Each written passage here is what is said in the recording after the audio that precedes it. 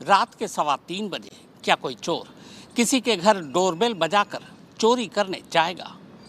जिस चोर के पास पहले से ही पैसे की तंगी है, क्या वो चोरी करने के लिए सस्ते कट्टे खरीदने की बजाय महंगी साइलेंसर वाली पिस्टल खरीदेगा?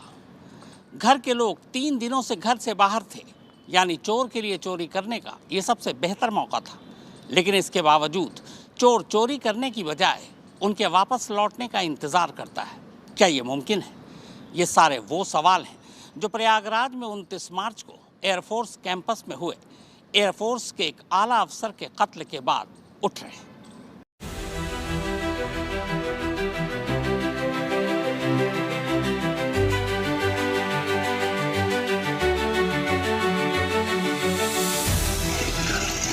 ये प्रयागराज के बमरौली इलाके में मौजूद एयरफोर्स के सेंट्रल एयर कमांड यानी मध्य वायु कमान का मुख्यालय है।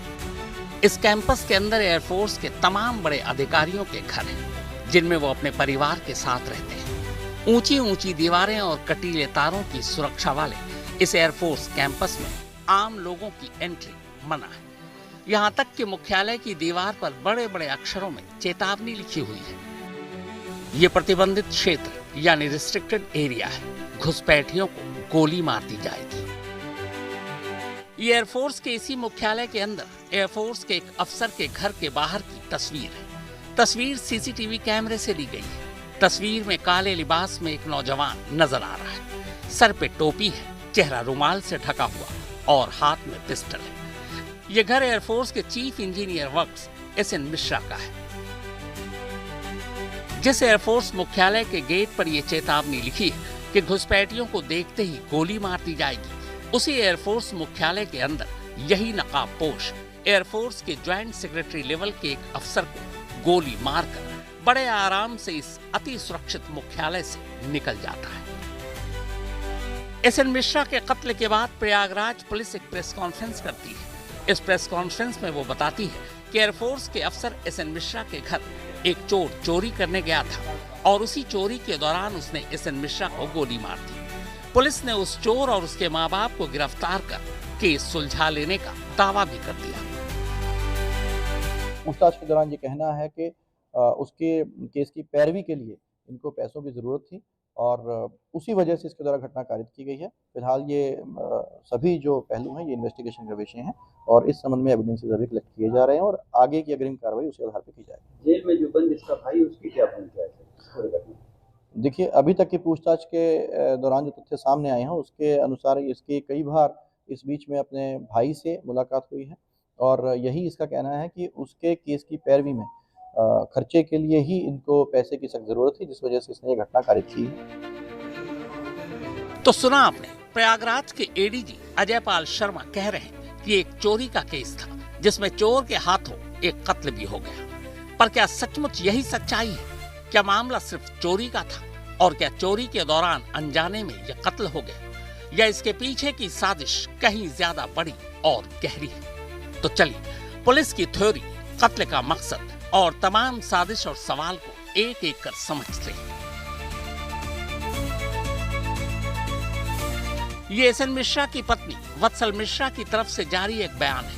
इस बयान के मुताबिक 29 मार्च की सुबह करीब 3:15 बजे उनके घर की डोरबेल बजी थी। इसके बाद दरवाजा तोड़ने की कोशिश की गई, फिर घर के पिछले हिस्से की खिड़की खोलने की भी कोशिश हुई। शोर सुनकर एसएन मिश्रा जब खिड़की के करीब गए, तब खिड़की के बाहर खड़े अनजान शख्स ने उन्हें गोली मार दी।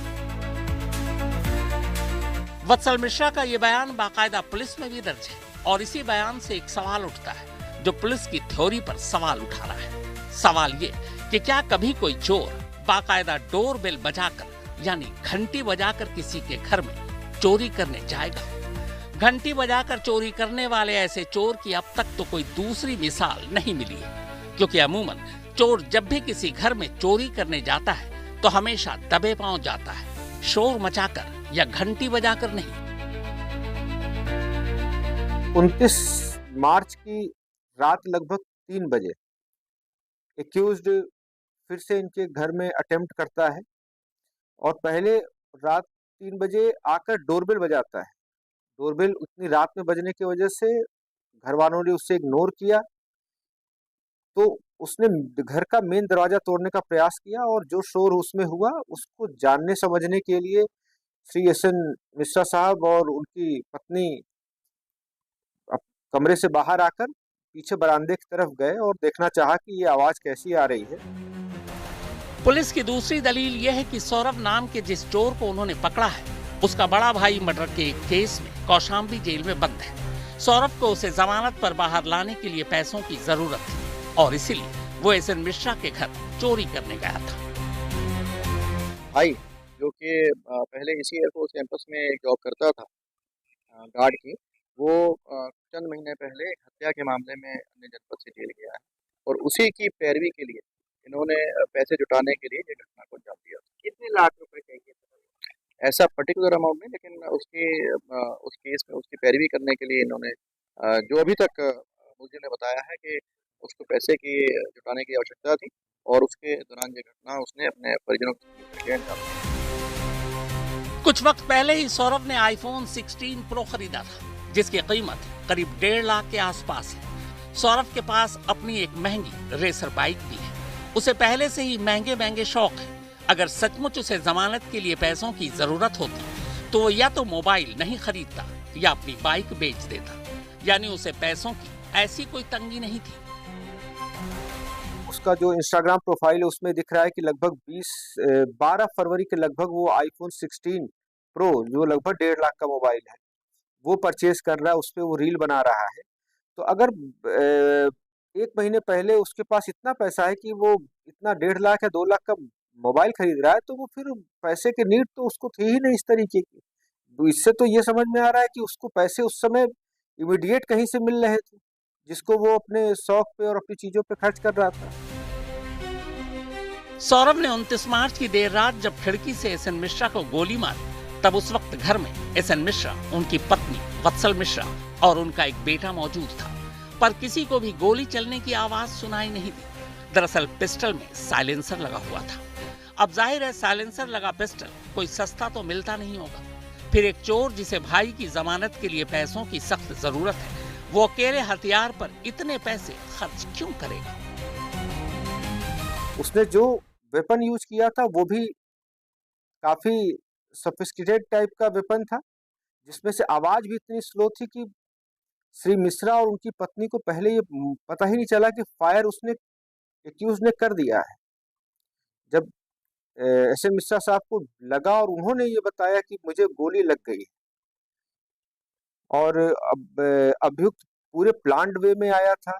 उसका ड्रेसअप, उसका आने का तरीका, उसका जाने का तरीका और जिस तरीके से उसने एक्सरसाइज की थी, उस चीज को वहां रेकी की थी, उससे समझ में आता है कि इतनी हाई सिक्योरिटी जोन को वो टारगेट के बीचों बीच चोरी के मकसद से वो किसी घर को टारगेट नहीं करेगा। मीडिया को जारी बयान में खुद एस.एन. मिश्रा की पत्नी वत्सल मिश्रा भी प्रयागराज पुलिस की थ्योरी पर सवाल उठा रही है। उनका कहना है कि कत्ल की असली वजह चोरी नहीं बल्कि कुछ और ही। इसीलिए एस.एन. मिश्रा का परिवार इसी सिलसिले में यूपी के मुख्यमंत्री योगी आदित्यनाथ से भी मिल चुका है। चोरी की बात इसलिए भी गले नहीं उतर रही क्योंकि 29 मार्च को एस.एन. मिश्रा के कत्ल से 15 दिन पहले 14 मार्च को भी उनके घर पर 2 लोगों ने घुसपैठ करने की कोशिश की थी। इस सिलसिले में एस.एन. मिश्रा ने 15 मार्च को अपने आला अधिकारियों को इस बाबत एक लेटर भी लिखा था। ये वही लेटर है। हालांकि 14 मार्च की इस घटना की रिपोर्ट एस.एन. मिश्रा ने पुलिस में नहीं लिखाई थी। वत्सल मिश्रा के मुताबिक पुलिस में रिपोर्ट न लिखाने की सलाह एयरफोर्स के आला अफसरों ने ही दी थी। सौरभ नाम के जिस चोर को पुलिस ने पकड़ा है वो सौरभ असल में इसी एयरफोर्स कंपाउंड के अंदर ही पला बढ़ा है। सौरभ की मां एयरफोर्स मुख्यालय के अंदर हाउसमेट का काम करती है, जबकि पिता भी कंपाउंड में ही काम करता है। प्रयागराज पुलिस के मुताबिक कुछ वक्त पहले सौरभ कुछ फर्नीचर पहुंचाने एस.एन. मिश्रा के घर गया था, इसीलिए उसे घर के अंदर और बाहर की सारी जानकारी थी। जिसके द्वारा इस घटना को कारित किया गया, उसका नाम सौरभ है, उसको अरेस्ट किया गया। उसके साथ में जो को एक्यूज्ड हैं उसका मदर और उसके फादर, उनको भी अरेस्ट किया जा चुका है।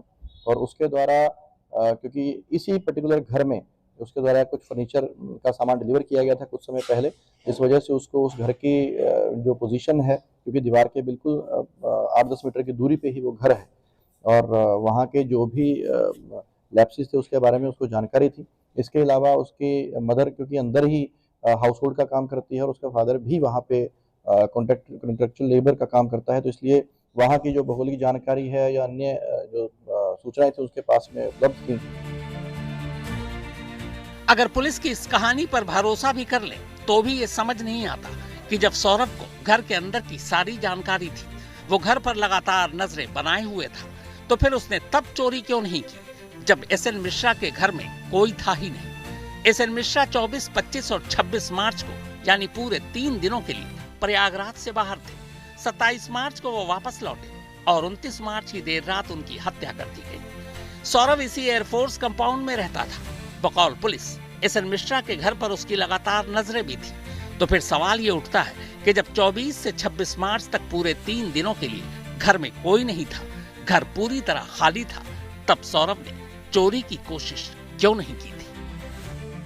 अगर चोरी की मंशा होती तो श्री एसएन मिश्रा साहब का आवास 23 तारीख से 26 तारीख तक बिल्कुल बंद था, ताला बंद था, लेकिन उस समय चोर ने कोई अटेम्प्ट नहीं किया। ये लोग पूरे परिवार के साथ बाहर थे और चोर की नीयत से जो अभियुक्त बताया जा रहा है, उसके माता पिता जो को एक्यूज्ड हैं इस मुकदमे में, वो उस परिसर में उनका लगातार आना जाना बना रहा है और उनको ये इस तथ्य की जानकारी निश्चित रूप से रही होगी कि इस घर में इस समय कोई नहीं है, लेकिन उसके बावजूद एक्यूज्ड ने चोरी की कोई कोशिश उस समय नहीं की जब घर में कोई नहीं था। जाहिर है ये वो सवाल हैं जिनके जवाब एसएन मिश्रा का परिवार जानना चाहता है। उन्हें शक है कि कत्ल का असली मकसद कुछ और ही है।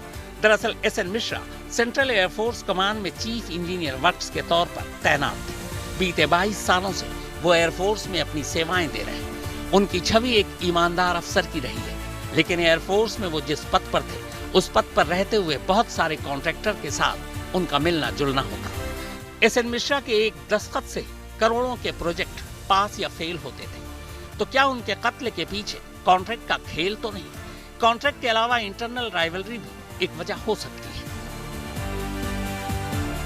फिलहाल प्रयागराज पुलिस ने एसएन मिश्रा के कत्ल के इल्जाम में 3 लोगों को गिरफ्तार कर रखा है, सौरभ और उसके माँ बाप। इस गिरफ्तारी को लेकर भी सवाल उठ रहे हैं। सवाल ये कि सौरभ के माँ बाप एसएन मिश्रा के कत्ल की साजिश में किस तरह शामिल थे, पुलिस ने इसका खुलासा अब तक नहीं किया है। पंकज श्रीवास्तव के साथ आनंद राज, प्रयागराज, आज तक।